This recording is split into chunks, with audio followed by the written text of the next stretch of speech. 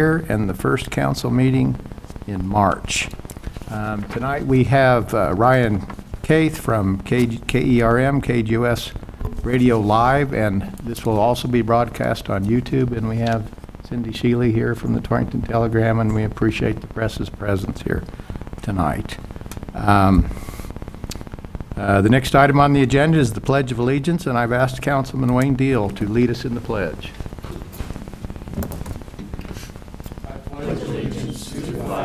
Of the United States of America, and to the republic for which it stands, one nation under God, indivisible, with liberty and justice for all.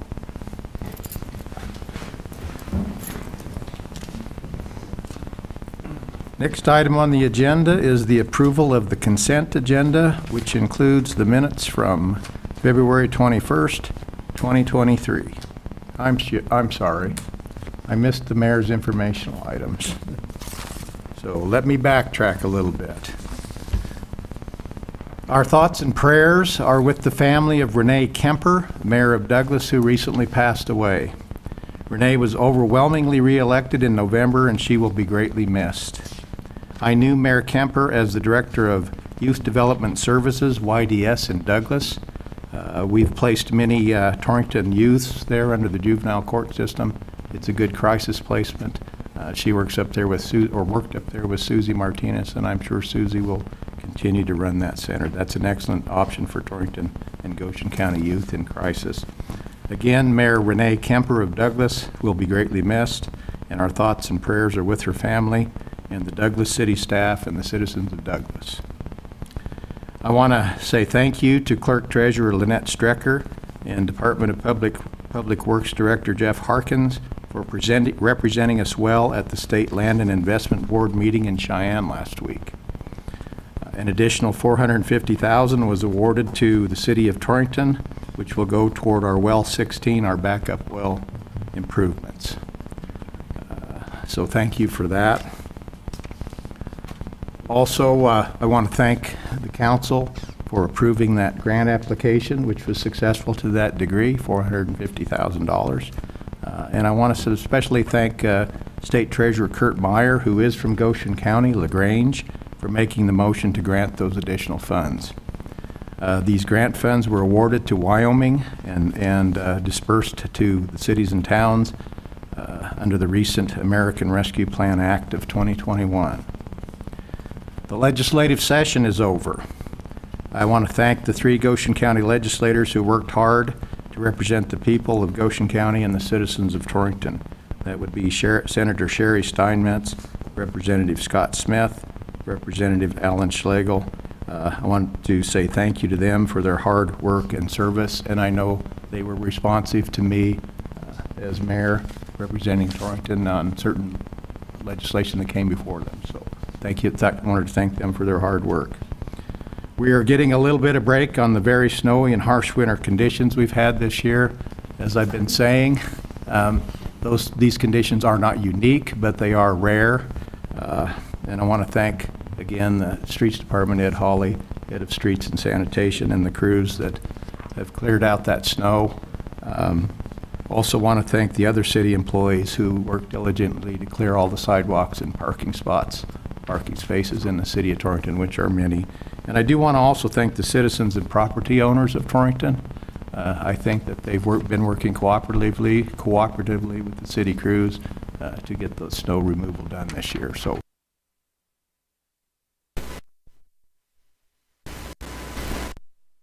slow down and refrain from using cell phones when you're driving. So thank you. All right, now I'll be back on track. Next item on the agenda is the approval of the consent agenda, which includes the minutes from the February 21st, 23 council meeting as published. Move to approve the consent agenda as published. I have a motion to approve. Do I have a second? Second. I have a second from Councilman Deal, a motion from Councilman Kelly. Any discussion? Hearing none, I'd call for a vote. All those in favor signify by saying aye. Aye. Any opposed? Signify by saying nay. Ayes have it. We have an approval of the agenda. Next item is the public forum. I haven't been notified that anybody filled out the appropriate paperwork.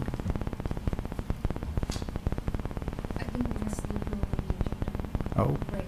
yes, Okay. thank you. Thank you. I have a good staff up here. The next item on the agenda is the approval of the agenda. The agenda's been published and provided to all the councilmen. So I would seek a motion for approval of the agenda. Are there any changes to the agenda? I don't have any changes. Okay, I would move to approve the agenda as presented. Okay. Second. I have a second, or a motion from Councilman Patterson and a second from Councilman Victorin to approve the agenda that's in front of you. Is there any discussion on that?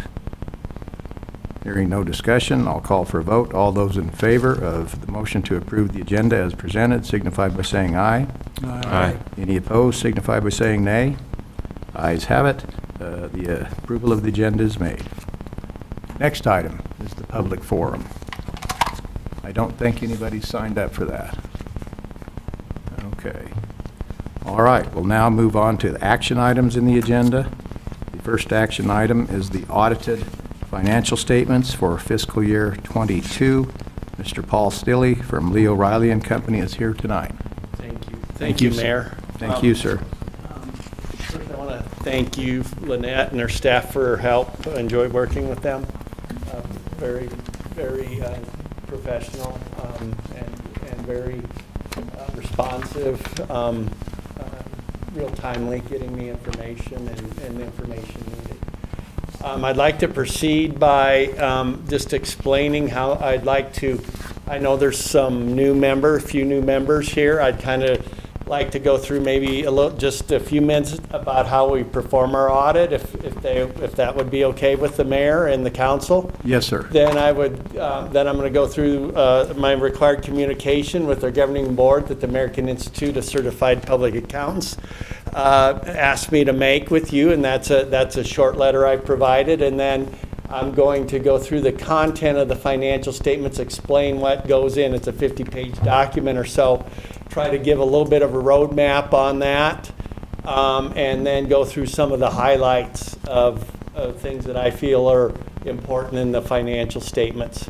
You were emailed a copy last week, and then I think some of you came in and picked up a hard copy. I had a little bit I didn't communicate very well with Sylvia and Lynette. I provided a color-coded copy. Hopefully that'll make it a little bit easier to follow along. That's what I handed out tonight. Okay. In an ideal world, when we do an audit, I would be provided a set of financial statements, and then I actually audit. Theoretically, I audit those financial statements. Theoretically, that's how it works. As auditing Apple or General Motors or some big corporation like that. Of course, that isn't the real world in Wyoming. So part of our procedures when we perform an audit, actually we put the financial statements together as the auditors, which none of the information, all the information that I put into these financial statements either comes from the city itself. A little bit of it comes from the county treasurer, some of it comes from the Wyoming retirement system, some of it comes from the state of Wyoming. So my job is essentially taking the information that's provided to me and putting that and compiling that into the financial statements for presentation. I am not creating anything. Essentially my job, or I'm a tool for the city to take the information needed to put the financial statements together. Okay, when I'm putting that information together, our firm is putting that information together. We verify the integrity of that data that we're using, and we use a variety of ways to verify that integrity. We request information from the state to show what the state paid you agrees with what's in your financial statement. We contact the banks, make sure that the banks and your investment companies' information agrees to what it says it's in your accounting records, okay? Now there's some things like some of the transactions, like your payroll transactions and your accounts payable transactions, we do a sample. We essentially ensure that there's a system in place for the processing of the payroll or the processing of the accounts payable payments that you approve every 2 weeks when you meet, and make sure that there's a process in place that ensures that they will be accurately recorded, okay? And that they will be approved. That's looking at approval. Make sure that the department heads approved it. Making sure that the council's approved it. Make sure that it's coded to the right line item in the budget. For timesheets, make sure that the pay rate's been approved. Make sure that the withholdings are correct. Making sure that that there's a time card that supports that information. And so that we're taking all this information, verifying it, and then assembling it into the form of financial statements. Is there any questions on any of that? Okay, on that. So essentially, my job is two-pronged there, to essentially verify the data and then put the information into a form of financial statements that meets the requirements of the American Institute of Certified Public Accountants as a GAAP-based or generally accepted accounting principles-based set of financial statements. Okay, on that? I've referred to the American Institute of Certified Public Accountants several times. They have some required communication that I make with the governing board, and that is a short 3-page letter. None of my information is going to have a final date on that until it's approved. And so that's why the dates have been left blank on there. And so once we approve it, I've got a couple things to finish up, and then we'll have the information ready to submit to the state of Wyoming. But my communication with the governing board essentially goes through what we've audited. Management's responsibility for the appropriate use and selection of accounting policies and procedures. I cannot dictate your accounting procedures. I can advise you on those. I cannot tell you what to use, or I cannot be involved in your management process. If I'm involved in your management process, then I violated my independence and I cannot perform the audit. Okay? Goes through accounting estimates that are an integral part of the financial statements. I'll talk a little bit here more about your participation in the Wyoming retirement system. That's the defined benefit plan information. And of course, depreciation on your fixed assets is an estimated allocation of the expense, the total cost of that asset over its life, and then the landfill costs. Certain disclosure in the financial statements are particularly sensitive, and I'll talk about those three items there when we get into the financial statements. And we did not have any difficulties in performing the audit. We did not have any corrected or uncorrected misstatements. But I'm going to explain a little bit. I take the information that's provided to you as your monthly reports, and then I'm going to build upon that with the information provided to me. Okay, so your budget is essentially an in and out, cash in, cash out. You have your utility billing within there.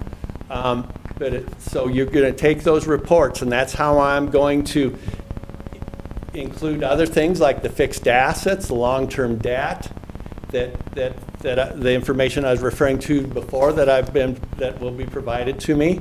And then I'm building upon that to create the set of financial statements, and I'll piece that together a little bit more when we get into the financial statements. Any disagreements with management? I have none. I'm going to ask Lynette for a management representation. Essentially, that's going to state that she provided all information that I've asked for. And she's been truthful in her response, that items provided to me are true and accurate copies of so there's not a second set of books or someplace like that. Okay, so I'm going to ask a representation from Lynette from that. If you have any issues with any of our findings, you're entitled to a second opinion. On the third page, the last item I want to cover there is that there are two items. I'm asked a lot of times information about bookkeeping, budgeting, payroll, W-2s, so on. Each time that I'm contacted by my client, I probably get contacted once a day by one of my clients asking a question about bookkeeping, something like that. It's my discretion of what I need to bring to the council's attention. Okay?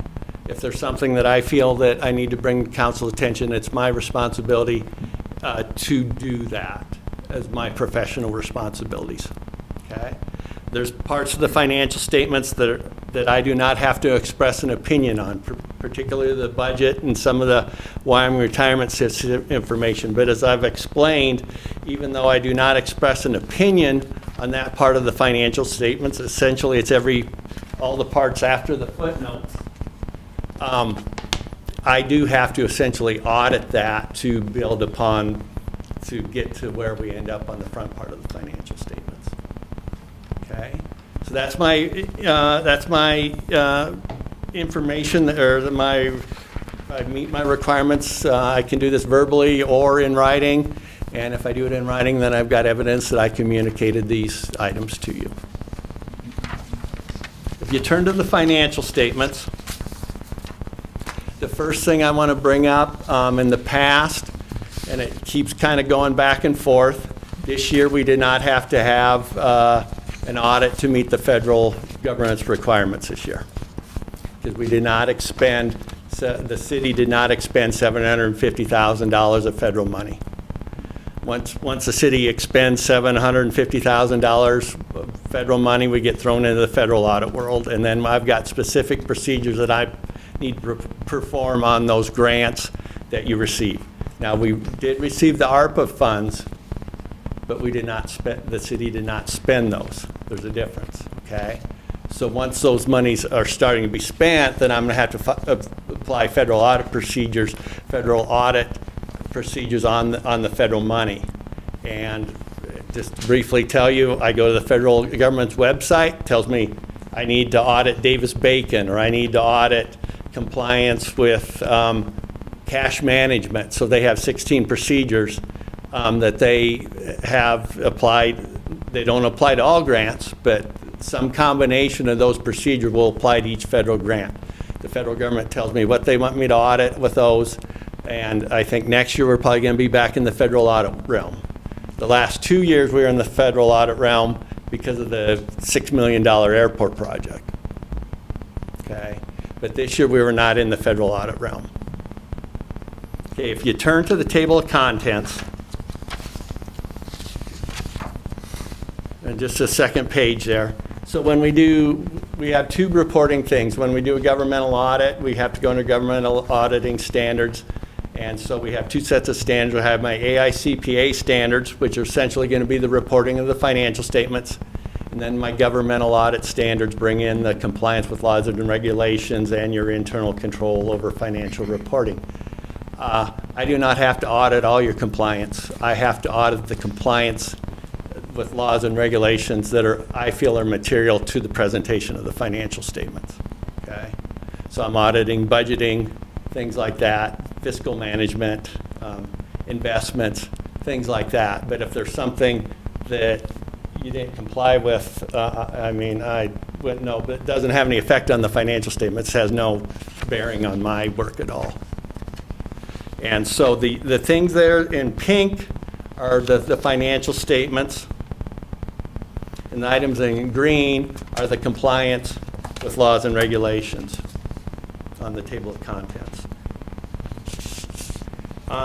When we do a governmental audit, governmental financial statements, the first thing we need to do is we break the funds, because you come in here and you get probably 10 set of financial statements for 10 different funds. You got the water, sewer, sanitation, ambulance, airport.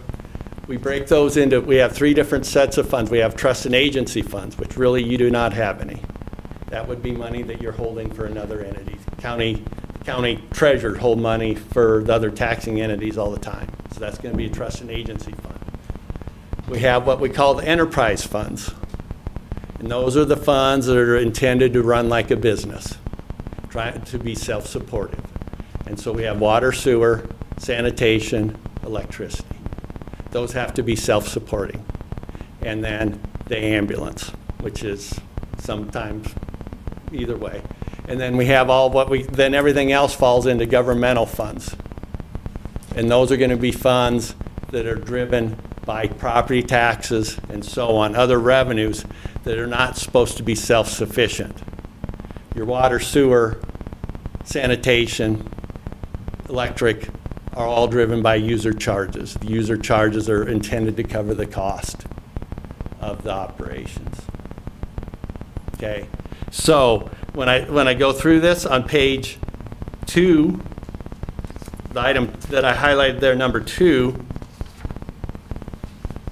are going to be the governmental fund types, and then number 3 there are going to be the proprietary types on the table of contents. So your governmental activities are 6 through 8, and then your proprietary fund types are going to be your business activities, water, sewer, like I went through, sanitation. And then we have a combining statement, the number 1, that's going to be taking all the operations and putting them together. So it's trying to present the operations of the city as all combined. That's going to be on full accrual. So it's going to include depreciation on things. It's going to include fixed assets. It's going to take into account the Wyoming retirement system. The other items in 2 are focuses on spending. And so they're focusing on what did we have to spend, how did we spend it, what did we have left to spend,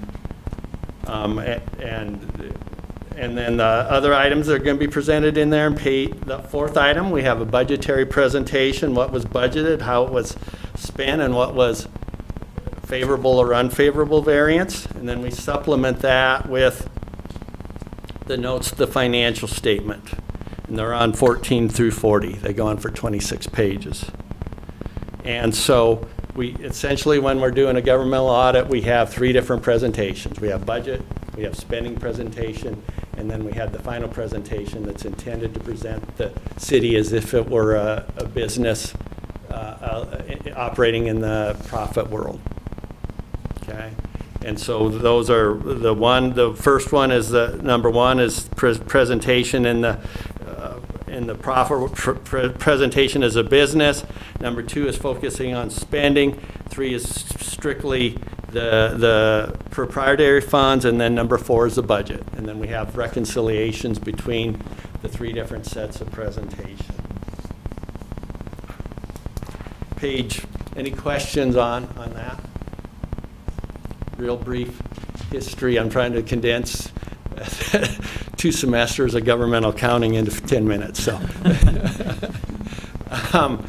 page 1, 2, 3 is our report. The first item there on page 1 is our opinion. Goes through our opinion that we believe these present the results of operation and the financial position of the city of Torrington as of June 30th are fairly presented. It goes through the basis of our opinion. It goes through the responsibilities of management. Then I'm going to turn clear up to page 4.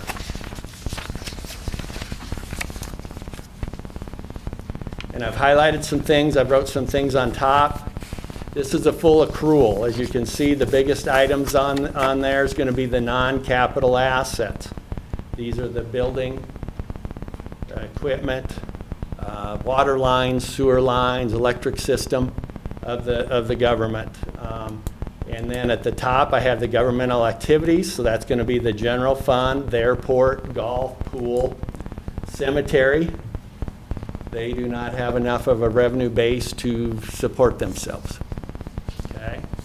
And then on the business type activities, the second column there, that's going to be the water, sewer, electric, sanitation, and the ambulance. If you can read my scribbling there. And that detail is going to be on pages 9 to 10. I've highlighted some things there. The biggest liability there, the items in green are related to the Wyoming retirement system.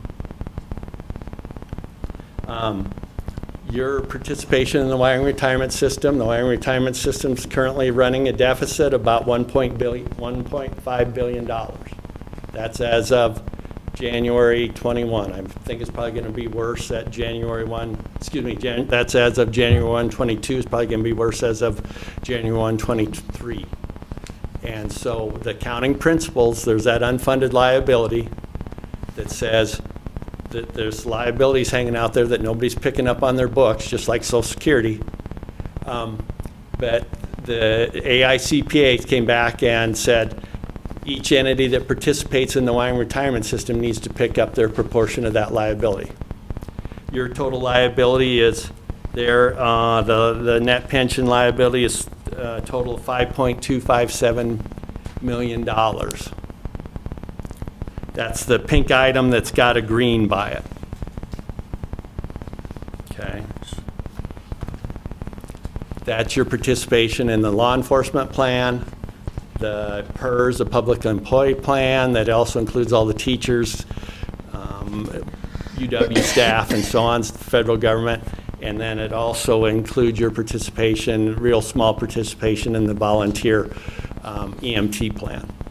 So you participate in 3 plans. The other items that relate there, the Wyoming retirement system, this information all comes from the Wyoming retirement system that we incorporate into the financial statements. The other items there, the Wyoming retirement system tracks what they project versus what actually expected versus actual. Okay, so they have assumptions that they set, and so they project, we expected like a 6.8% rate of return. Might come in at 2%, it might go negative. And so they measure that and pass that through to the city separate, okay? Or it might be they expect, they did a bunch of assumption changes. And so that's gonna, the assumption changes they did for the law enforcement plan quadrupled the liability. Okay, it went from like $600 million to $2.4 billion. So it quadrupled the liability of the shortage in the law enforcement plan based upon their assumption changes. They report that to you, and you pick up your share of those changes. And then we write that into your profit and loss over 5 years. So it doesn't really, if you picked all that up in 1 year, the city, it would make your financial statements, the profit and loss, look unreasonable. Okay, so that's why they track it under all those different methods. They track it as investment rate of return. They track it as estimated experience. So I mean, either people are passing away sooner, or they're passing away later than they expect, or they're retiring later, and then they also have assumption changes. And then also goes into there is, so if the city if an entity had 1 employee, they hired the 2nd employee, that would mean your liability would double. Okay, because you're picking up a greater share of that. So that's your participation in the Wyoming retirement system. That's your balance sheet there for everything all combined. Of course, this is including the fixed assets. I want to point that out because that'll be different than the next one. On page 5 is your profit and loss. And this includes depreciation expense. First, we start with expenses, summarized down into those 6 categories, 5 categories, and then we have the water, sewer, electrical. What you're able to charge for those services is in item 2. So like health, welfare, and recreation would include golf course receipts or pool receipts. What you receive for grants is on item 3. Item 4 is capital grants, so that's grant money you received that went to a capital asset, went to a fixed asset like a street project or a water project. So we have a net cost to the taxpayers there in the 5th column. And then coming down on number 5, we have to subsidize that with the sales use, property taxes, and so on to make up the shortages. On that, okay, on page 6. This is the financial statements I referred to are of the spendable resources. So it's going to exclude items that are non-spendable form, like buildings and equipment. I highlighted there, so this is essentially going to be ins and outs. I highlighted there the unearned revenue, and that is the ARPA funds that you have not spent yet. So when you cannot earn the grant money, most grants are you spend the money, you get the money back. ARPA funds were backwards. Okay? ARPA funds, you were awarded it up front, then you spend it. Okay? In a governmental accounting, most grants, when you get it back, if you don't spend it, you're going to have to send it back. So since it hasn't been spent yet, it gets parked here in the liability section, because if you don't spend the ARPA funds on your project or claim it as unclaimed revenue or lost revenue, essentially you would owe those back. But those are set aside for I think the water project on that. Okay, on page 7, I'm almost there, so hang with me here. On page 7, okay, this is going to be the profit and loss. And this is the ins and outs. So this is what we took in versus what we spent for the general fund, which includes rolled up into it as the golf airport or golf ambulance or golf cemetery pool, those funds that can't support themselves, in the airport fund. Then I'm going to flip ahead to 9 through 12, 13. This is, okay, and so this is, I told you there'd be detailed of the utility funds here in the ambulance. And so on page 9 and 10 is the balance sheet for the water sewer fund, electric fund. Page 11 is the profit and loss. And page 12 is the cash flows. So on page 11, the profit and loss, that is based upon the accrual basis of accounting. So that's based upon when the customer's billed. The cash flow statements on page 12 is based upon when the customer paid. Okay, on that. So one we're reconciling to the profit and loss. The other we're reconciling to the beginning and ending cash. Okay, so that's the easiest item. There's going to be other things with the bills in there and things like that. But the easiest way to look at it is on the page 11, the profit and loss is going to be based upon when the services were earned or when the customer was billed. And on page 12, the cash flow is going to be based upon when the customer pays. Okay, and then page 14 starts the notes to the financial statement. We go through the reporting entity, and then we go through the note 2 starts a summary of significant accounting policies. And they go on for quite a ways. The accounting policies used in preparing these financial statements. Note 3 on page 21 details your investments. I highlighted that. That's all your diversification of investments, and then break it out by maturities in years and 5-year increments there on page 21. Just wanted to point out a lot of those CDs, we show a decline in fair market value. We have to, when we report on the financial statements, we have to do it at fair market value. That doesn't mean that you've lost that money, because if you hold those to maturity, you're going to get all your money back, okay? And so they're not trading those all the time, but we have to, on the CDs, when the interest rates go up, the value of the CD goes down because you can buy a CD at a higher interest rate.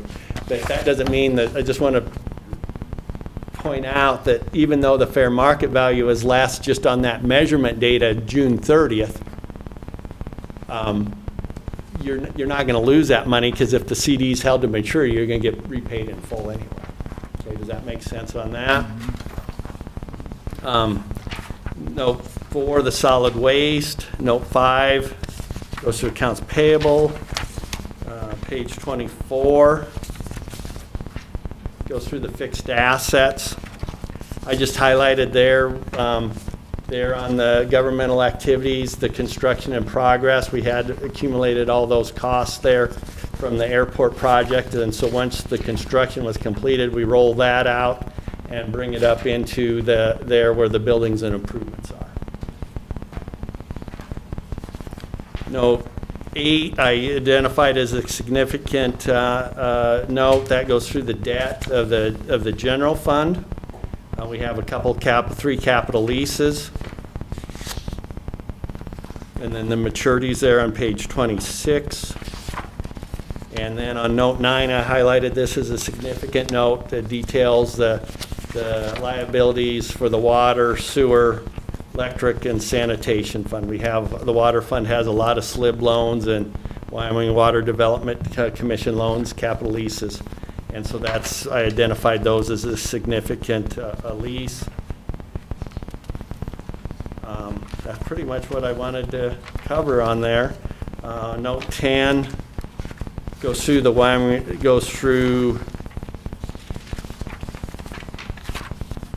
covers the Wyoming retirement system. That starts on page 30. Goes through the benefits for all three plans of the first part.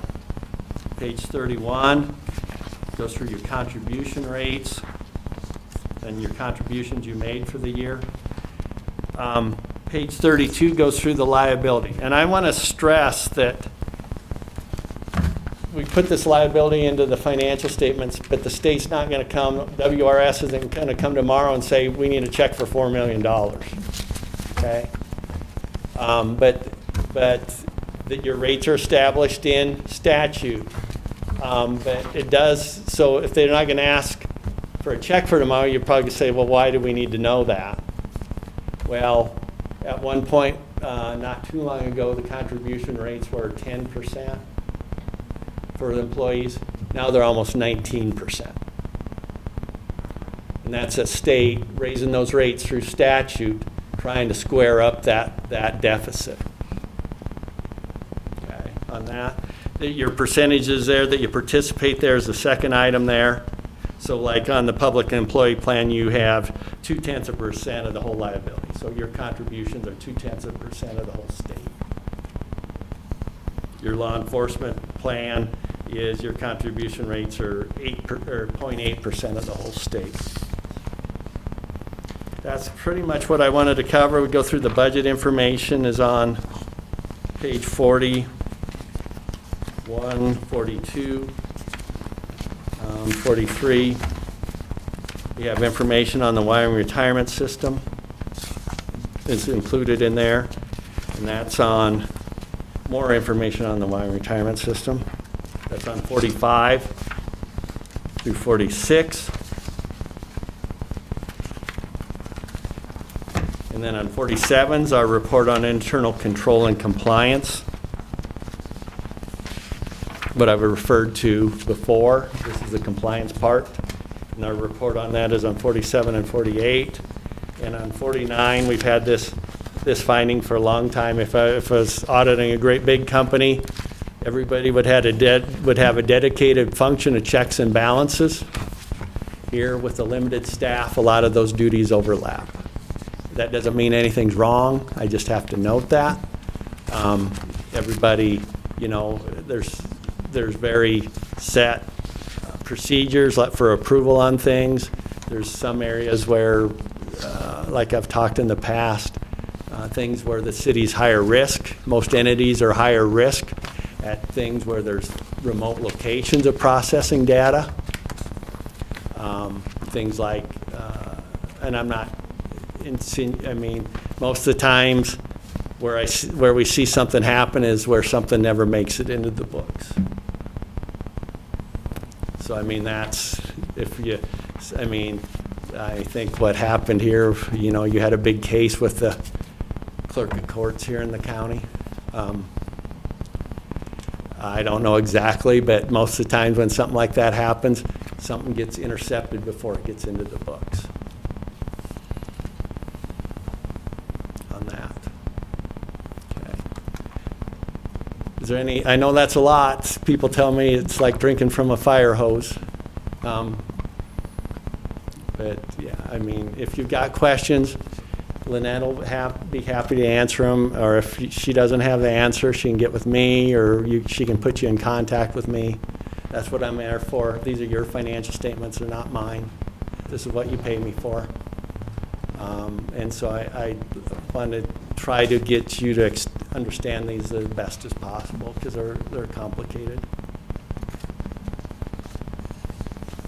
Just a comment if I could. Go ahead. It's always nice to see this. I know you don't use the term, but we'll call it a clean audit. Yeah. It's nice to see that the exception that. Yeah, and we have that a lot. Is always going to be there. Yeah, So we have that a lot, yeah, and so, I mean, and like I said, I don't audit, I mean, there's certain things that, certain, like I wanted to explain, I don't audit all your compliance with laws and regulations that could exist in the county, or in the city, but I do audit what I feel are things that are gonna be material that go into the financial statements. and our And I mean, we go through pretty much every procedure. I go visit the ambulance. I go to the clerk of court, or not the clerk of courts, the city court, and audit the procedures there. We take a sample from receipts at the golf course. We take a sample of receipts at the pool. We try to identify where things are higher risk. It's pretty hard, you get your sales tax wired in from Department of Revenue once a month. So, that's not going to be a very high-risk item. So we try to focus our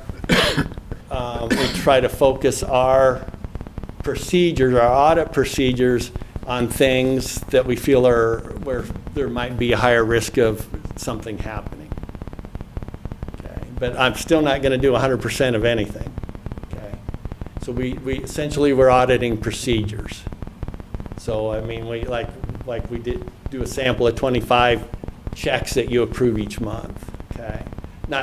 We do 25 for the whole year, but you're probably getting 50 checks processed here, a council meeting.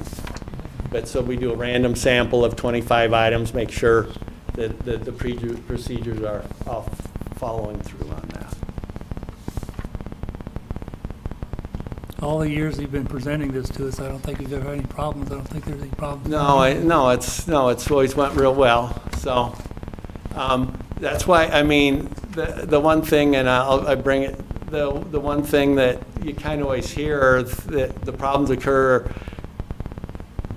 if somebody knows they're going to get audited, there's probably incentive not to do something. And I kind of got the impression that the thing that happened here in the county, that nobody had ever looked at the books there. I think it's a nice reflection on our staff and all the folks that, the treasurer's office, clerk's office, the city court, anyone else that handles money. You're right. Yeah, I try to identify, and sometimes I find there's money handled someplace I didn't know about too. So that happens too. And we do have a materiality item with some of that stuff. Sometimes the cost of mitigating something is higher than the cost of loss. That's one thing that everybody else has to consider too. I know I'm way over my time. My apologies. What did you say the deficit was on the retirement system? 1.5 billion. Now that's measured, I'm going to warn it because the new numbers haven't came out. That was measured at the end of 21 when the market was at its highest. You're not referring to the 5 million supposedly the city owes, are you? No. Your share is the whole system is I'm talking the 1.5 whole billion. system. Sure. That's a PERS If plan. we had a 1.5 billion deficit, we have larger problems. Yeah. No, that's, so I take that 1.5, so that's a PERS plan, that's a public employee plan only. And like I said, you're in 3 plans. And so I have to take your percentage of that, which is like 0.2%, so that puts a $3 million deficit into the books of the city. Yeah, the same thing has happened to the school districts, to the community Yeah, colleges, to anyone else that's Right, on yeah, site. it's statewide. Every entity that's in the PERS plan or the law enforcement plan, they have that deficit on their books. So, I mean, I'm sure that some of the, and the one thing is that the PERS plan is so dominated by education. I mean, you take the education, the school districts in the University of Wyoming and everything, I mean, they're absorbing most of that deficit. So, I mean, I'm sure if you went down to the city, the Laramie School District number 1, I mean, their deficits on there is probably going to be, I don't audit there, $100 million or whatever. Their share of that liability is going to be that much, or UW's share of that deficit, yeah. And it's not, like I always want to stress, it's not something the state can say, you got to come pay this tomorrow. But, you know, it is a liability that's out there, but I mean, most pension plans have some form of people working paying for people retired too.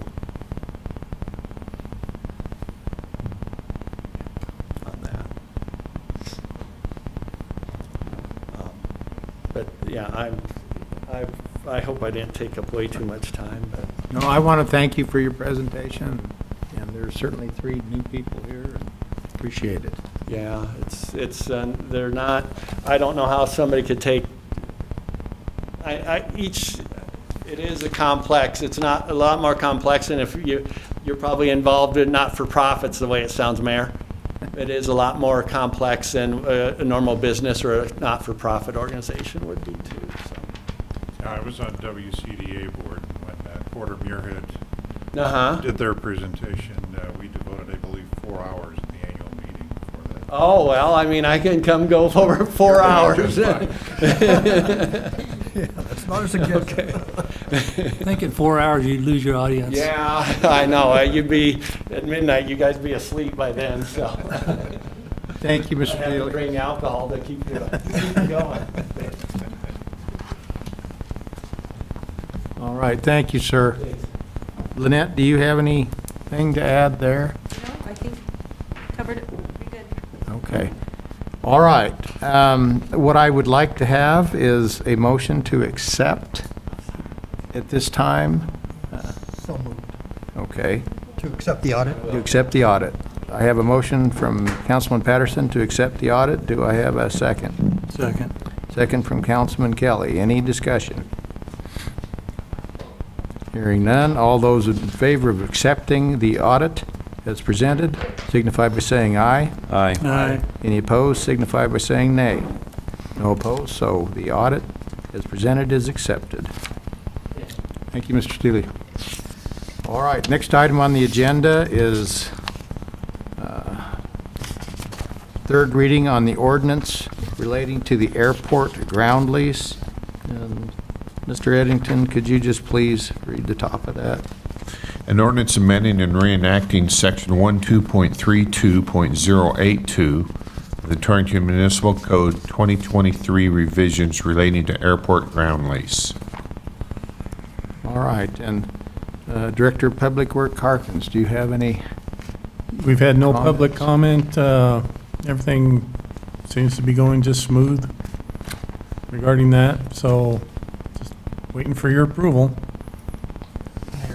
No changes. No changes. Thank you.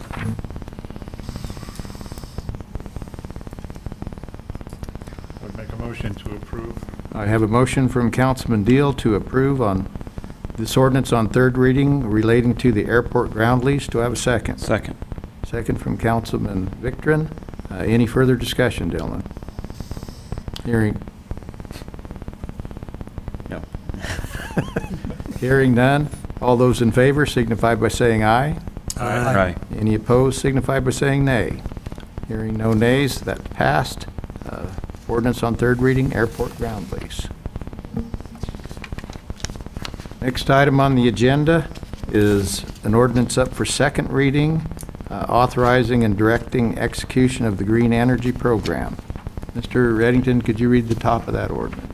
An ordinance creating and enacting Section 13.20.040 of Chapter 13.20 of the Torrington Municipal Code, authorizing and directing execution of the Green Energy Program subscription confirmation by the City of Torrington with the Municipal Energy Agency of Nebraska.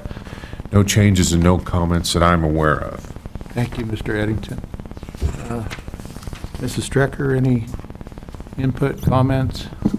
No, but I'd be glad to answer any questions if there are further questions on that.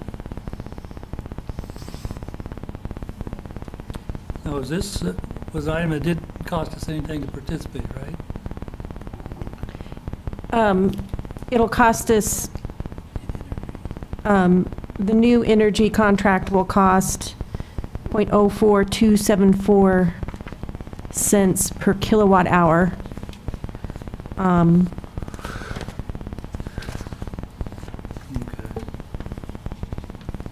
But it is going to be less than what we are currently paying.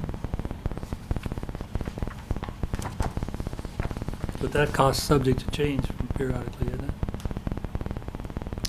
This is the new contract, so I think it'll be, I mean, I don't know. If it did change, it would We be would have another notice. contract, right? Yeah, right. I believe this is the one that you referred to as kind of an insurance policy. Yes, sir, that's how I look at it. And to explain that, and that's a good review, it is possible that a higher power than us could determine that we are required to use X percent of renewables, and this allows us to be able to purchase those renewables. And if we didn't do this, we could potentially be looking at going on the market to meet that requirement if that requirement were placed upon us. So in that sense, I kind of see this as an insurance policy against that.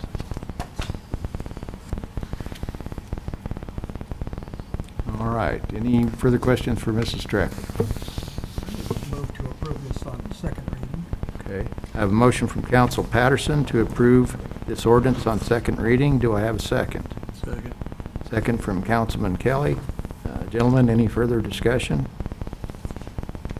Hearing none, all those in favor of approving on second reading the ordinance authorizing and directing execution of the Green Energy Program signify by saying aye. Aye. Any opposed signify by saying nay. Hearing no nays, that passes. The ordinance on second reading authorizing and directing execution of the Green Energy Program. Next item on the agenda is ordinance on first reading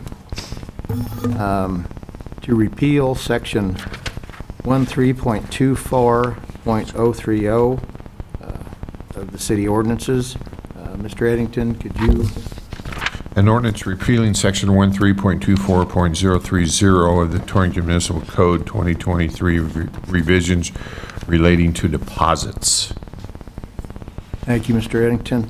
Mrs. Strecker, any comments on that? Sure, so this ordinance was actually passed in 2002, a while ago, and in 2017, we worked with the PSC to change all of our policies for the electrical fund, and we missed, this ordinance was in a whole different section, so we missed repealing this, or basically we have two conflicting policies for deposits now, and we just noticed that this was out here when we did a search in this section, which is normally not for deposits. So we need to get rid of this conflicting information and go with the more current information that we adopted in 2017 and which was approved by the Public Service Commission at that time. And just a follow-up question, and since 2017, we're in compliance with all the requirements of PSC Yes. regarding these items? This just takes this old ordinance off the books that's not relevant anymore. Correct. And this printout is what the old ordinance read? Yes.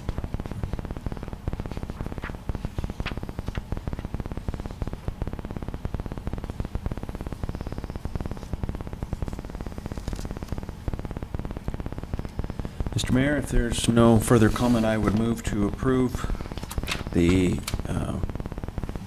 ordinance repeal on first reading. I have a motion from Councilman Victorin to repeal the ordinance on first reading, repealing section 13.24.030. Do I have a second? Second. Second from Councilman Deal. Any further discussion, gentlemen? Hearing none, call for a vote. All those in favor of repealing on first reading section 13.24.030 signify by saying aye. Aye. Aye. Any opposed signify by saying nay. Hearing no nays, that ordinance is repealed, passed, repealing section 13.24030 on first reading. Next item on the agenda is resolution number 2023-7, adopting the Wyoming Region 7 Hazard Mitigation Plan 2023 update. Mr. Eddington, could you read that for us, please? Whereas the City of Torrington, with the assistance from Wyoming Office of Homeland Security, has gathered information and prepared for Wyoming Region 7 Hazard Mitigation Plan 2023 update. Whereas the Wyoming Region 7 Hazard Mitigation Plan 2023 update has been prepared in accordance with FEMA requirements of 44 CFR 201.6. Whereas the City of Torrington is a local unit of government that has afforded the citizens an opportunity to comment, provide input in the plan and the actions in the plan. Whereas the City of Torrington has reviewed the plan and affirms the plan will be updated no less than every 5 years. Now therefore, be it resolved by the governing body of the City of Torrington that the Wyoming Region 7 Hazard Mitigation Plan 2023 update has been adopted as this jurisdiction's multi-hazard mitigation plan and resolves to execute the actions in the plan. Thank you, Mr. Eddington. And Mr. Kenyon, are you available to fill us in on this?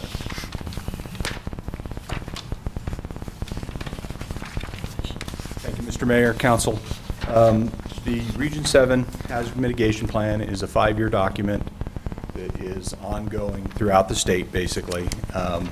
We are broken up into regions. Region 7 includes Laramie County, Platte County, and Goshen County.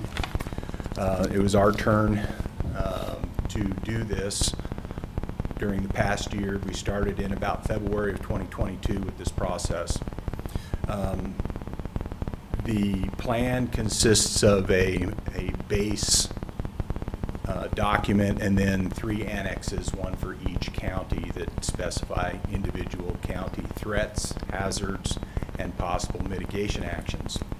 The plan is actually prepared by a contractor hired by the Wyoming Office of Homeland Security.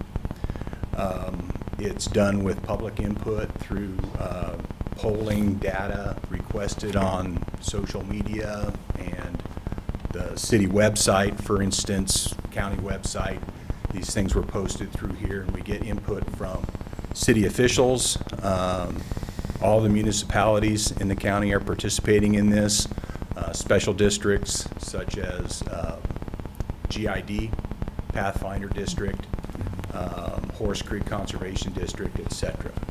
The purpose of the plan is to identify known hazards and provide historical data on those hazards, and using information coming from emergency management officials, the public, community elected officials, etc. Those hazards are rated in terms of what we feel are the most important hazards. Obviously, in our neck of the woods, hail comes up, winter storms, flooding issues. Cyber is an upcoming one. Everybody's concerned with cyber now. In Goshen County, we've had 2 significant incidents where agencies or entities were greatly affected by cybercrime. In doing all this, they go back, as I said, to historical data, so they look at how many tornadoes there have been in Goshen County in the past 50 years. And that gives us an idea of how dangerous a hazard that is, as an example. The other half of it is, or the other part of the plan, is that mitigation actions are suggested. For instance, if we use flooding as an example of a threat and hazard, we have 2 different types of flooding that are common in Torrington.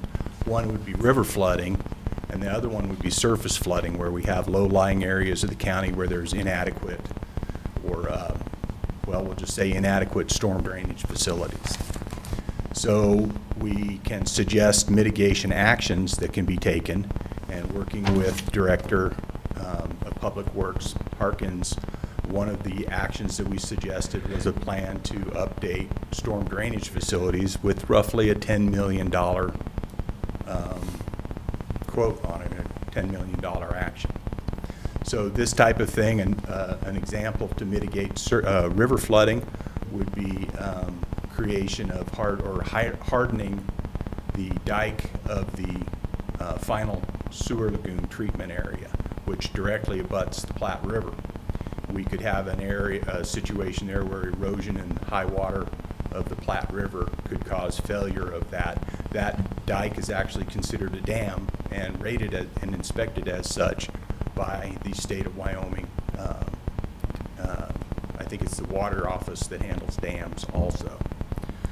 So what this resolution does is say you're saying that you have you agree with the actions in the plan. You're not obligated to commit to those actions because all of it is applying for funding that has a match, which we all know how tough it is to come up with a match for some of our projects here. Typically, mitigation actions are a 25% match required on the project. So you're not obligated to do this, but if there are other mitigation opportunities that you wish to do, if you don't participate in the plan, you're precluded from that mitigation money. Currently, we do have one mitigation project in the hopper right now. We received grant funding last year for the installation of a outdoor warning siren on the Cold Springs Business Park. So we're working on that. That was about a $20,000 grant. It was special in the mitigation program because it was actually COVID money, but they decided that public warning was part of COVID money. So we got a 90-10 match on that one. We actually have the equipment. We're waiting for better weather to plug a pole into the ground and hang this thing at 60 feet. So with that thought, I'd stand for questions from the council. So my understanding is this does not obligate us in any way, but it opens up opportunities to take advantage of grants. And if we don't do this, those opportunities won't be there to open. That is my understanding also, Mr. Mayor. You're not obligated to conduct any of the suggested mitigation activities that are listed in there. Some of them carried over from the plan in 2017, and some of them we, working with our staff, we came up with some additional ones for 2022. But if you do not participate in the plan, you cannot ask for mitigation money. Just a point of information. Yes, sir. With the irrigation tunnel collapse and then the flooding on Lingle as a result of the irrigation canal, is that part of one of the mitigation? Yes, sir. Not specifically. I mean, the levee collapse, the levee collapse at Pathfinder, the Lingle incident. Not so much that, but we did bring in, and I say we, this is actually a county thing, so the municipalities are piled in on this, and the special districts. We did address overflow, culvert issues, things like that, structural issues that could cause flooding. That's one of the things. Looking back at cyber, the SCADA, which is Supervisory Control and Data Acquisition, that's the electronic network that runs and reports on things. We run that in the water department, sewer department here. They have the same thing on the Pathfinder and GID equipment that's reporting flow levels, emergencies, etc. And those are targets for bad actors today. The electrical systems, things like that. So there was mitigation activities proposed for them also on that. But you can't fix the tunnel with it. They did get funding for that, though. Now, mostly you mentioned natural disasters. Does this include things like train derailments or chemical explosions and stuff too? Yes, it does. Acts of terrorism, human-caused incidents, terroristic or not. It covers all of that. which is an interesting. Train derailments are certainly in the news. Norfolk Southern's been having a really bad year so far. I heard they dropped another one on the ground today too. We are studying that issue right now because BNSF is going through a slight change. They are reopening the Guernsey yard, and you may have noticed there's a difference in some of the trains that are going by. We're not just only seeing unit coal trains all day long. We're starting to see mixed freights, multi-use freights. So we are going to see some things, and we are looking at that in terms of what kind of ethyl methyl bad stuff might be coming through our area. Commodity studies are performed by the University of Wyoming for each of the counties with transportation corridors. F.E. Warren is probably separate, so when they're moving their stuff around, that's federal. F.E. Warren is, that covers it under CBRN, you know, chemical, biological, radiological, nuclear, and I always forget what the E is, but we do separate things. We recently have been working, the fire department re-signed last year, Chief, mutual aid agreement with F.E. Warren for response to silo locations and launch control facilities. We also, the county just signed a communications agreement, an MOU, to use talk groups to talk to our dispatch, et cetera, for the F.E. Warren Fire Department responding to emergencies. You do know we have the updated project coming on. That's going to be starting, I think, next year. They are going to reconnect the silos, and Goshen County only has 2 active silos now down south by LaGrange. But there's going to be a whole lot of trenching going on because they're going to instead of having the launch control facilities in a field of 10 silos, they're going to run everything out of F.E. Warren now. So they're redoing the missile ditch that occurred in, when, 60 something? Just not quite as many. So, yep. Any other questions?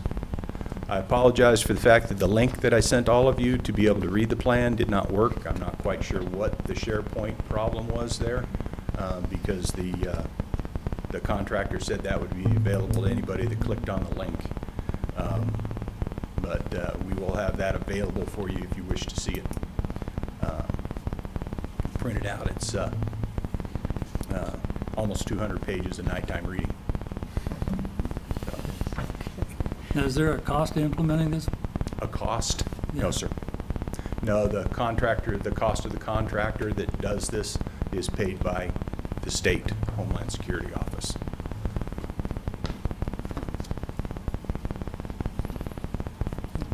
And what you need to accomplish what you're presenting to us tonight is this resolution. Yes, sir. Yep. And again, as we stated before, it's not obligating you to do this plan. You know, it's not obligating you to perform any single function in the plan. It's just saying that you're part of the plan, you understand how, you know, you're understanding how this thing works, and you're okay with it. But if there were mitigation necessary, we wouldn't be able to get the grant funds without this, even though there is a cost associated with the cost share. Yes, I understand that. Or that's the way I understand it, the way it's been presented to me.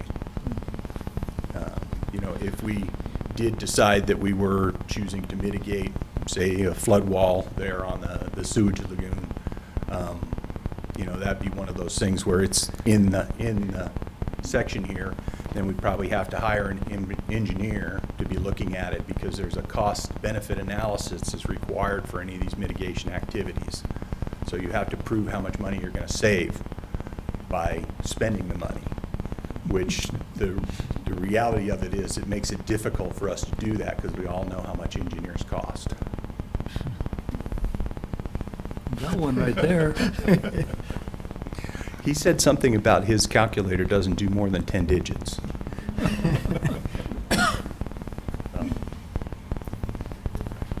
All right. Any further questions for our emergency management coordinator?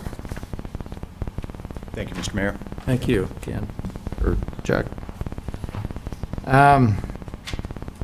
All right, do I have a motion regarding resolution number 2023-7, adopting the Wyoming Region 7 Hazard Mitigation Plan 2023 update? I would move to approve Resolution 2023-7 as presented. I have a motion to approve it. Do I have a second? I'll second. Okay, a motion from Councilman Kelly and a second from Councilman Patterson. Any further discussion? Hearing none, I'd call for a vote on that. All those in favor of approving resolution number 2023-7, adopting the Wyoming Region 7 Hazard Mitigation Plan 2023 update, signify by saying aye. Aye. Any opposed, signify by saying nay. Hearing none, that resolution is approved.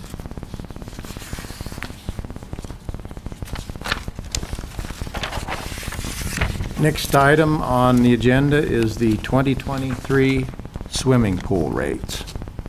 And the reference is myself.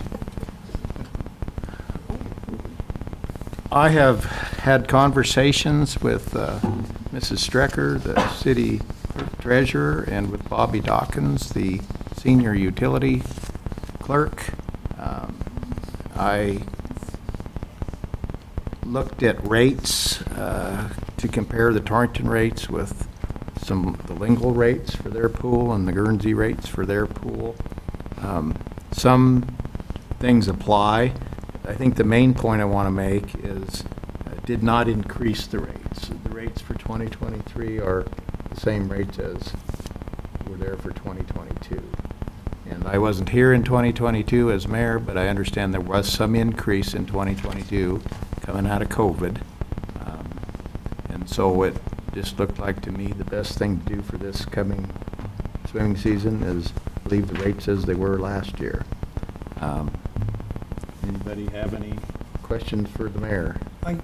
Just a comment. I would support leaving them as they are.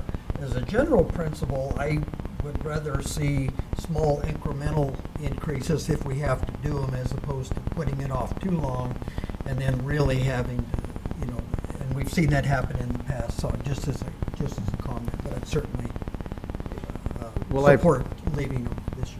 And I appreciate that comment, Councilman Patterson, and it's my understanding there was an increase in 2022, so. Yeah, only to one category, but there was a significant increase after COVID. All right, so we'll give a break this year. Two things, Mr. Mayor. Yes, sir. I thought there was a moment in previous years where there was an increase and then a subsequent decrease. It's went up and down. Uh-huh. Mhm. We changed categories around, Sure. things like that. I am curious how the punch card was received. That's a relatively new within the past few years, correct? Yeah, I believe we just put that into place a couple years ago. Has that been well received by folks taking advantage of that? I didn't see the report. You might have the report, Mayor. But I think we do have a lot of lap swimming and aerobics at our pool at those designated times. I mean, that's a great deal for folks that want to do Yeah. that. Is the punch card just related to lap swim And aerobics, and yes. aerobics? Okay, It may not be on there either, I don't know. Sylvia, would you know? I have them on the 2022, what it looks like. I'm looking at the 2022 swimming rates. Lap swim, aerobics punch card, 20 punches for $40. Right. And we have it there on the 2023. So lap swim and aerobics punch card, 20 punches for $40. I think the question involved use Oh, Is it I'm well not sure. received by community members? I think it is. I think people are starting to pick up on it. It's not overly popular yet, but people are starting to come around and utilize it a little more. Sure. And one other question, Mr. Mayor. Does the swim team, is that still active? The swim? Yes. Do they contribute anything to the operation of the pool? If we have to close the pool down for a meet, they do contribute. I don't remember how much it was. That's all my questions. Is there any way to determine, like the top two categories, the 4 family members and the 5 family members? How many families actually participate in that? Does anybody know? I mean, it seems like the figures are 200 and 160, sounds like kind of high for a family, but I have, considering the limited time the pool is actually open. I have some numbers here. For 2022, total passes for the 5 family was 40, and total passes for the family, I said 5, right? For the 4 family was 10. Seniors, 27, adults, 2, and student, 24. Do you have any, Mr. Mayor, do you have any data on the usage of the pool during its operation, the visits of folks? How many people come in to our pool in the summertime? Is that even tracked? Yeah, it is. I don't know if Bobby gave it to you or not. I don't have that this evening, no, but apparently it is tracked, daily On a attendance. daily basis. I would like to see that data if staff could email that to me. Sure. I'm guessing it's substantial just by the look of that pool each day. I would agree. It is. Especially last year, it was hot.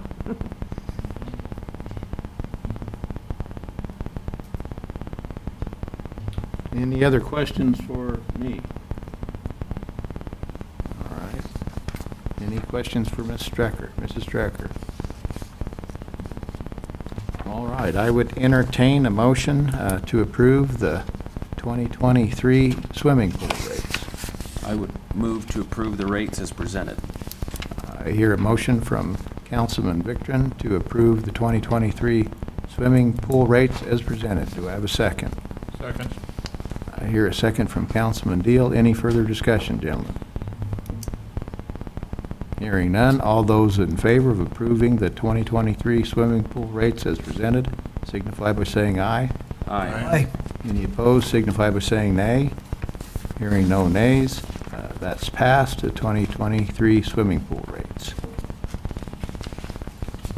Next item on the agenda is the 2023 power cost adjustment, PCA, electrical rates effective April 1 of 2023. Mrs. Strecker. Thank you, Mayor and Council. We apply to the PSC every year for a PCA adjustment. What that stands for is a power cost adjustment. It basically trues us up and for what we pay in wholesale power and what we charge our customers. So if wholesale powers increase, then the rate to the customers increase. If wholesale power costs decrease, then the rates to the customers decrease. So this year, we keep track of a balancing spreadsheet, and this year the consultant ran the forecasting and looked at our true up for the year, and it looks like we're going to have a slight decrease in rates. It's very slight. It's 0.0002, which probably is about 14 cents a month for the average residential customer that you're saving. So, not a month, yeah, a month. So, take that times 12 for a year, so it's not a whole lot. I don't know if it's worth all this trouble, but we are keeping up with what we're supposed to do for the PSC. this does not look at cost of service or any other rates other than the wholesale power and the power costs. And so every year we come to you. We did already file this.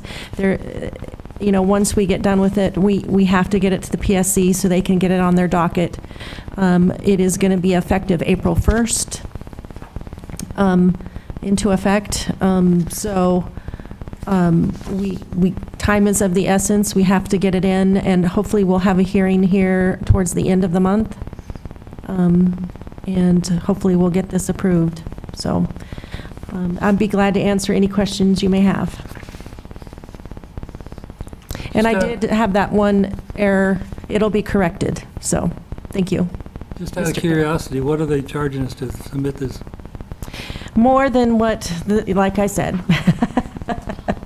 But that can be included in the cost adjustment, right? Yes, yes, those are expenses that we incur to file this adjustment, yes. At least we're on better terms with the PSC than we were a few years ago. We are, yes. The good old days. And it's my understanding that because we supply electricity to customers outside of the boundaries of the city of Torrington, that we are required to go through the PSC, For any rate changes, yes. and we do that on an annual basis so far. Right, we applied to, we put this PCA into effect, I think, in around 2016? Yeah, 2016, we approved this PCA and put this into place just so that we can keep up with the fluctuation in the costs of power. It is very volatile. And I am very surprised that it did not go up.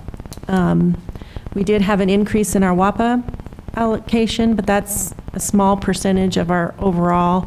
But we did have a decrease in our fixed cost recovery from mean, so they kind of offset each other, I think, and ended up with just a slight decrease in our rate, so. Mr. Mayor, I have a couple of Yes, things. Councilman. One comment I do want to mention that I did happen to see, I think, in statewide news reports, that I think Rocky Mountain Power is looking at increasing its rates to customers throughout the state 20% in some classes. So I am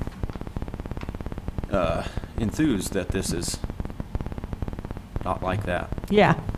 And I do believe WireLink sent out a notice that they were going to have an increase this year as well. Yes, they did. And then the next thing, and this is just a procedure, obviously we're approving this to be applied to the PSC. Right. Do we then approve an ordinance for rates after they approve this? So the ordinance, it says, basically for these type of adjustments, it can automatically go into effect once the PSC approves it. Okay. That's how we set up the ordinance on this, so we wouldn't have to keep coming back. And I have a question. We're supposed to have or the PSC is supposed to have a hearing at the end of this month. And do they decide at that hearing or within a day or two later? Or? It's in an open public meeting, and yes, they make that decision on that day or vote on it. And then we'll get the paperwork later, but once they make that decision, then we can, go ahead with the increase. And if all goes as well as we hope it does, then with this increase will be effective April 1. Correct. But as you It's said, actually a decrease, but yeah. Yeah, actually, Sorry, did I say Yeah. decrease? Rate. you said it was a decrease. Oh, okay. Maybe I misspoke and called it an increase, but it is a Maybe decrease. I didn't hear you either. I want everybody to know it's a decrease. Yes. Okay. Make sure that's on the radio. There is an increase in the avoided cost. Is that correct? That's what I was reading. Yes. I don't really know what the The avoided- avoided cost is what we pay our net metering customers for excess energy that they produce at the end of the year. And there is a slight increase in that, yes. Overall, consumers of the system will expect to see a slight decrease. Right, charges. yes.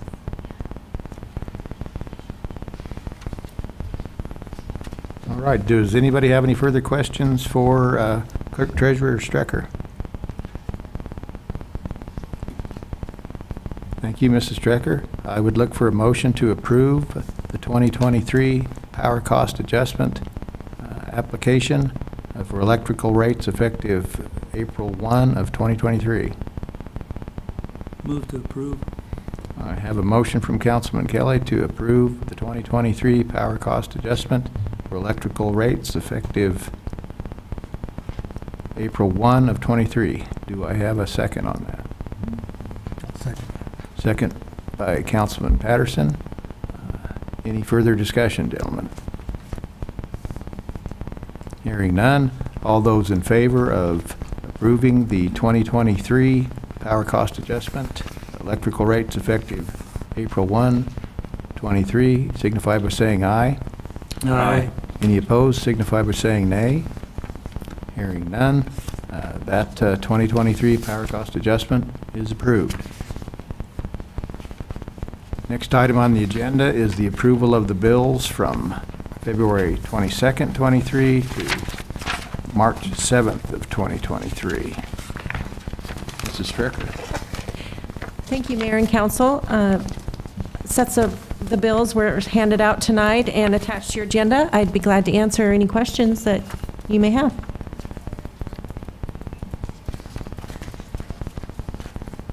On page 4 of the first set, for Max Robert Masters, 12-month contract for electrical system project. What would that be for?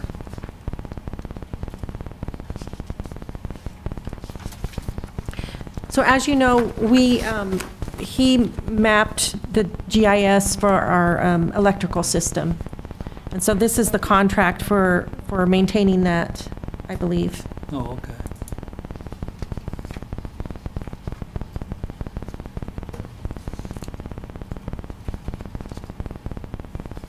And then on the page 5, you've got Finance USA for postage, 2 times, for lease postage machine and postage. Is that for the lease for a year, but the postage for a month? Or, So postage is monthly. It depends. I mean, we set so much on our postage machine and then we go through it. And then when it's out, we have to add more money, basically. So sometimes it's monthly, sometimes it's every other month, depending on how fast we go through the postage.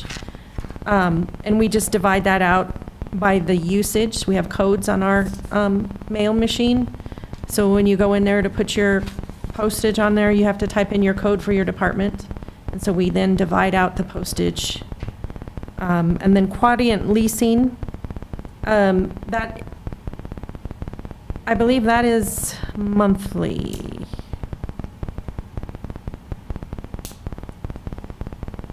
No, I believe that's annually. say, I don't remember seeing it, but Yeah. I can look it up to make sure, but.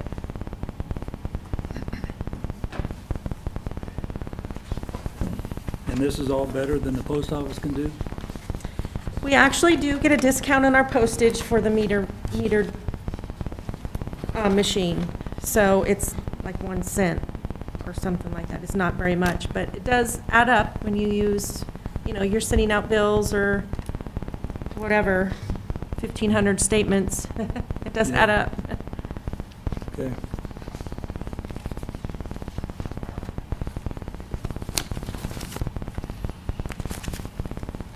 I have so many contracts, I can't remember which is which.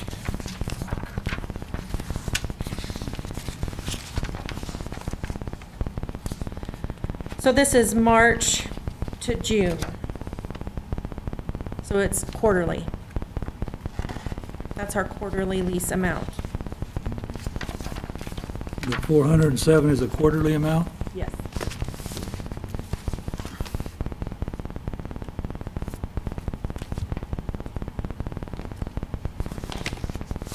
I like it better as yearly.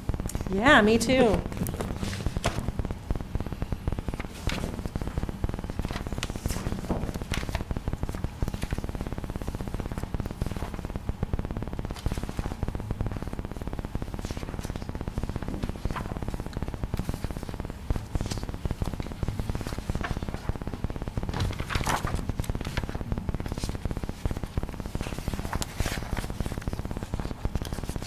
If there's any further questions, I'd move to approve the bills as presented.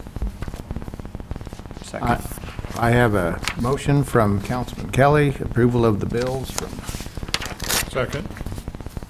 I think Councilman Victor already beat you to it. And I have a second from Councilman Victor, who said it quite softly over there.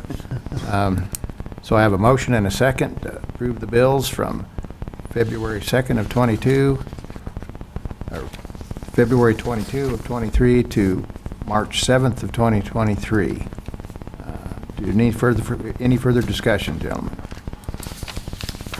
Hearing none. All those in favor of approval of the bills from February 22nd, 23 to March 7th of 23 signify by saying aye. Aye. Any opposed signify by saying nay. Hearing no nays, that's passed. Approval of the bills from February 22nd, 23 to March 7th of 23. Next item on the agenda is public comment time. Yes, A Councilman. comment if I Yes, sir, Councilman Patterson.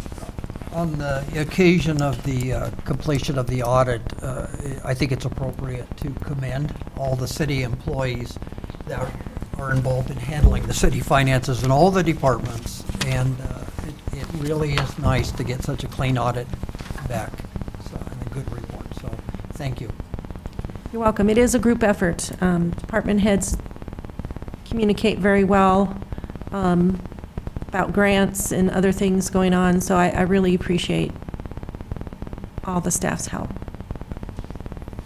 I would concur with that compliment. I think that's excellent work by the city staff, and I think excellent work by this auditor so far. I don't have any complaints about him. I would agree, it's kind of like locks keep honest people honest, right?